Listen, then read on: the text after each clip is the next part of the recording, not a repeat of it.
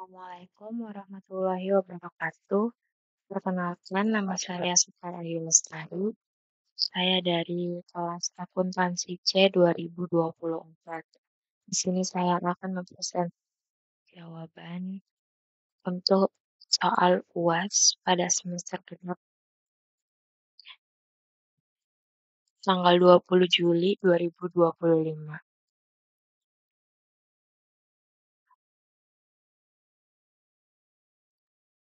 Mahasiswa diminta membuat jurnal penyesuaian yang diperlukan pada tanggal 31 Maret 2024. Yang kedua, memasukkan jurnal tersebut ke neraca lajur 10 kolom. Yang ketiga, buatlah laporan keuangan untuk periode yang berakhir tanggal 31 Maret 2024. Yang keempat, buatlah jurnal penutup. Baik, langsung saja. Informasi untuk pembuatan jurnal penyesuaian pada tanggal 31 Maret 2024 sebagai berikut. Yang pertama adalah harga perolehan perlengkapan yang ada pada akhir bulan berjumlah Rp135.000. Perlengkapan kantor yang tertulis di neraca sebelum penyesuaian adalah Rp265.000. Namun, saat akhir bulan masih ada perlengkapan yang tersisa dengan total harga perolehan Rp135.000. Maka dari itu, 265 dikurangi 135 berarti yang sudah terpakai adalah 130. Beban jurnal penyesuaiannya adalah beban perlengkapan pada perlengkapan sebesar Rp130.000. Yang kedua adalah biaya gaji untuk bulan Maret yang belum dibayar berjumlah Rp600.000. Untuk berarti belum dibayar, berarti masuknya hutang. Jurnalnya adalah beban gaji pada hutang gaji sebesar Rp600.000. Yang ketiga adalah sewa kantor sebulan sebesar Rp400.000. Perusahaan melakukan pembayaran sewa tersebut 3 bulan sekaligus pada tanggal 1 Maret, yaitu sebesar Rp1.200.000. Seperti yang tertera, sewa dibayar di muka Rp1.200.000. Karena baru dipakai sebulan aja, jadi beban sewa pada sewa dibayar di muka sebesar Rp400.000. Karena Rp1.200.000 kan untuk 3 bulan. Jadi sebulannya hanya Rp400.000. Yang keempat adalah peralatan kantor dibeli tanggal 1 Maret. Peralatan ini diperkirakan akan mempunyai umur ekonomi 10 tahun dan tidak mempunyai nilai residu. 10 tahun berarti 12 bulan kali 10 berarti 120. Peralatan kantor sebesar 6.600.000 dibagi 120. Maka hasilnya adalah 55.000. Dan jurnalnya adalah beban penyusutan peralatan pada akumulasi penyusutan peralatan sebesar Rp55.000. Yang kelima adalah bunga dibayar di muka yang harus diakui sebagai biaya bunga pada bulan ini sebesar Rp25.000. Jurnalnya adalah beban bunga pada bunga dibayar di muka sebesar Rp25.000. Selanjutnya,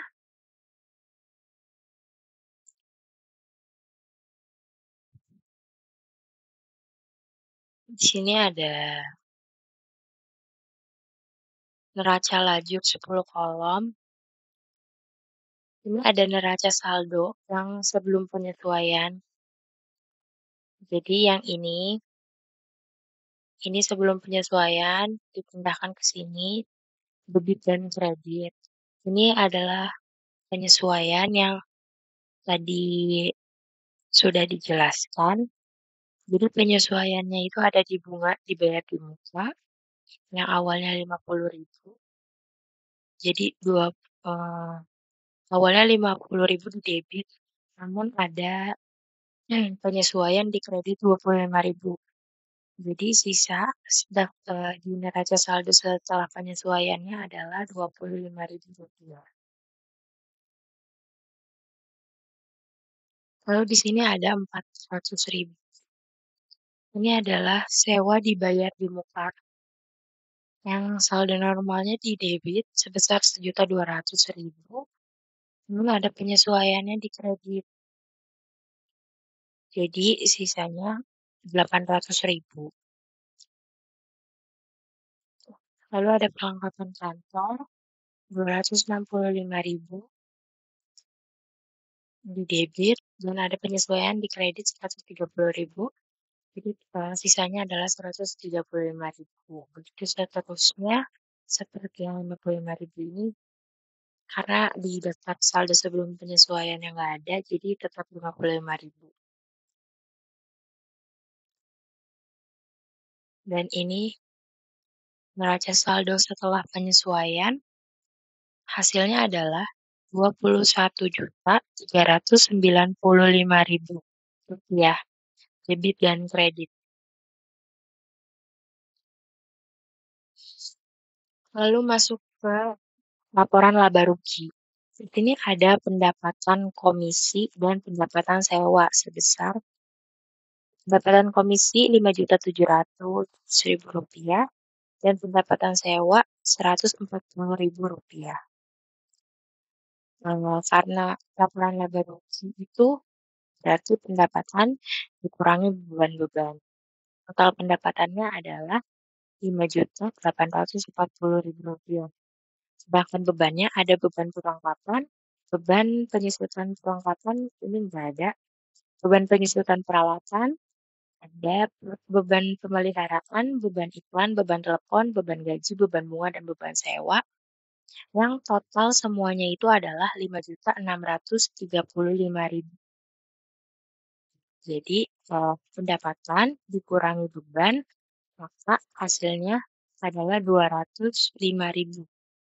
Jadi perusahaan konsultan Nona Felicia mendapatkan untung 205.000 di bulan Maret.